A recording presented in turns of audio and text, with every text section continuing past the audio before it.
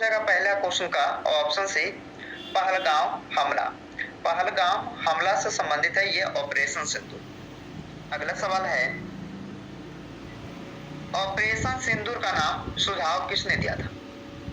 Operation सिंदूर नाम का सुझाव किसने दिया था? तो देखिए वेरी इंपॉर्टेंट क्वेश्चन दोस्तों, ये एग्जाम में जरूर पूछा ही जाएगा आने वाले एग्जामों में। तो इसका आंसर ए हो जाएगा नरेंद्र मोदी। नरेंद्र मोदी जो ऑपरेशन सिंदूर नाम दिए। अगला क्वेश्चन ऑपरेशन सिंदूर के तहत आतंकवादियों के कितने ठिकानों पर हमला किया गया है? ऑपरेशन सिंदूर के तहत आतंकवादियों के कितने ठिकानों पर हमला किया गया है? तो आंसर क्या रहेगा इस क्वेश्चन का? डी रहेगा 9 ठिकानों पर। चलिए अगला क्वेश्चन में पूछा है कि ऑपरेशन सिंदूर कब लॉन्च किया गया है? वेरी इंपॉर्टेंट क्वेश्चन दोस्तों, ये बन सकता है एग्जाम्स के लिए, तो जरूर याद रखना है कि ऑपरेशन सिंदूर जो है ये कब लॉन्च किया गया है? तो 7 मई को यानी कि B is the right answer इस क्वेश्चन का हो जाएगा। अगला सवाल ऑपरेशन सिंदूर का लक्ष्य क्या था? ऑपरेशन सिंदूर का लक्ष्य क्या था?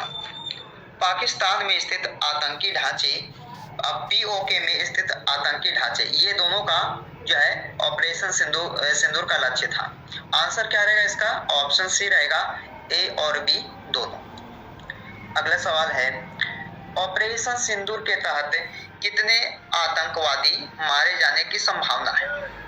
तो ऑपरेशन सिंदूर के तहत जो है ये कितने आतंकवादी मारे जाने की संभावना है दोस्तों? तो राइट आंसर आपका ऑप्शन सी हो जाएगा, लगभग 90। Option C. चलिए अगला क्वेश्चन में पूछा गया है कि पाक में स्थित आतंकियों का अड्डा कहे जाने वाली किस मस्जिद को ऑपरेशन सिंदूर के तहत टारगेट किया गया? तो पाक में स्थित आतंकियों का अड्डा जो है कहे जाने वाली किस मस्जिद को ऑपरेशन सिंदूर के तहत टारगेट किया गया है? तो आपका आंसर ए हो जाएगा, मरकज सुभान अल्लाह। ऑप्शन सी, ऑप्शन ए इसका राइट आंसर हो जाएगा। अगला सवाल है कि मरकज सुभान अल्लाह मस्जिद कहाँ पर है? वेरी इंपॉर्टेंट क्वेश्चन दोस्तों कि मरकज सुभान अल्लाह मस्जिद जो है ये कहाँ पर स्थित है? भागलपुर पाकिस्तान, बहादुरपुर पाकिस्तान, बहावलपुर पाकिस्तान या इनमें से कोई नहीं? तो राइट आंसर आपका ऑप्शन सी हो जाएगा, बहावलपुर पाकिस्तान में स्थित है मरकज सुभान अल्लाह मस्जिद, याद रखना है। अगला क्वेश्चन हिजबुल्लाह का कौन सा ट्रेनिंग सेंटर को खत्म किया गया? हिजबुल्लाह का जो ट्रेनिंग सेंटर है वो कौन से ट्रेनिंग सेंटर को खत्म किया गया है? तो याद रखना है ऑप्शन ए आंसर होगा, महामूना कैंप को। अगला सवाल है ऑपरेशन सिंदूर के तहत पीओके में स्थित आतंकियों को कितने ठिकाने तबाह किए गए? ऑपरेशन सिंदूर के तहत जो है पीओके में स्थित आतंकियों को कितने ठिकानों को तबाह किए गए हैं? तो 3 आतंकियों के ठिकाने को तबाह किया गया है। सी राइट आंसर इस क्वेश्चन का हो जाएगा। अगला सवाल ऑपरेशन सिंदूर के तहत आतंकी अड्डों पर कितनी मिसाइलें दागी गई? ऑपरेशन सिंदूर के तहत आतंकी अड्डों पर कितनी मिसाइलें दागी गई है?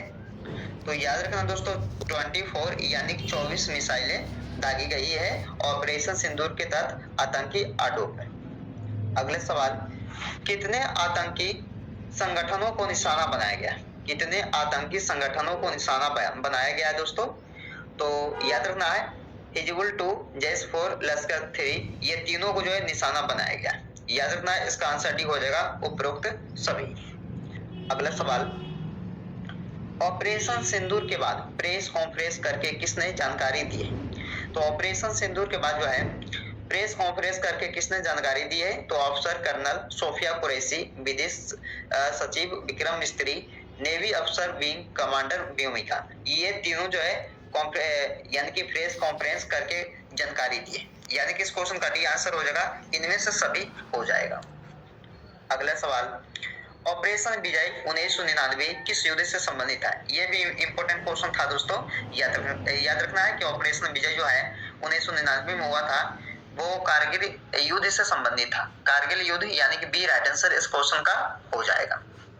अगला सवाल, ऑपरेशन मेघदूत किस स्थान पर नियंत्रण के लिए चलाया गया था? ऑपरेशन मेघदूत किस स्थान पर नियंत्रण के लिए चलाया गया था?